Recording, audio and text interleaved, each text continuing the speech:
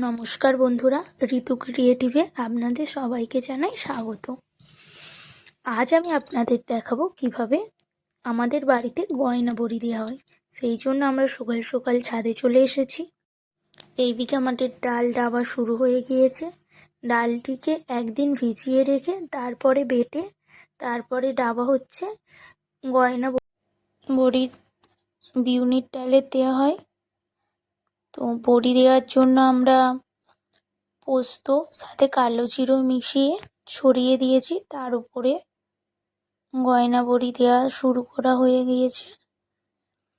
আমরা এখানে পোস্ত কালো জিরে দিয়েছি, অনেকে তিল, অনেকে সুজির ওপরে দেয়, কিন্তু পোস্তর ওপরেই খেতে আমাদের একটু বেশিই ভালো লাগে, সেই জন্য আমরা পোস্ত দিয়ে। আপনারা এখানে দেখতেই পাচ্ছেন আমাদের কিভাবে গয়না বড়ির নকশা করা হচ্ছে।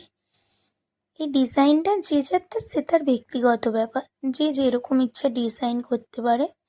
তবে ডালটিকে ভালো করে ডাবতে হবে। ডালটি যত ভালো করে ডাববে তত বড়িগুলি হালকা এবং খেতে সুন্দর হবে।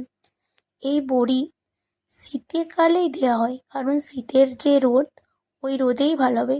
আমরা মনে করি যে গ্রীষ্মে বেশি রোদ, তাড়াতাড়ি শুকিয়ে যাবে, কিন্তু গ্রীষ্মকালে দিলে বড়িগুলি টেনে যায়, খেতে একদম ভালো লাগে না। সেই কারণে শীতেই দিতে হবে। বড়িগুলোর জন্য আবার রোদও যথেষ্ট পরিমাণে দরকার, যে শীতকালে মেঘলা ওয়েদারে দিলে হবে না। কিন্তু আমাদের দুঃখের বিষয় হচ্ছে আজ আমাদের এখানে রোদ বেরোচ্ছে না। আগের দিন অনেক রোদ বেরিয়েছিল, সেই হিসাবেই আমরা জানি আজও বেরোবে, সেই কারণেই দেওয়া হয়েছে আজকে। তো কী আর করা যাবে, দেখা যাক বেলার দিকে রোদ ওঠে কিনা। তো দেখতেই পেলেন আমাদের একই ডিজাইন করে এক থালা বড়ি দেওয়া হয়ে গিয়েছে। তো এইভাবেই প্রতিটা থালায় বড়ি দেওয়া হবে। আপনারা যদি এই রকম আরও কিছু গ্রাম বাংলার ভিডিও দেখতে চান, তাহলে আমার ভিডিওটিকে লাইক দেবেন এবং সাবস্ক্রাইব করে রাখবেন। আর আপনারা একটু কমেন্ট করবেন কে কে এই গয়না বড়ি ভাজা খেতে ভালোবাসেন। সবাই ভালো থাকবে, দেখা হচ্ছে পরের ভিডিওতে।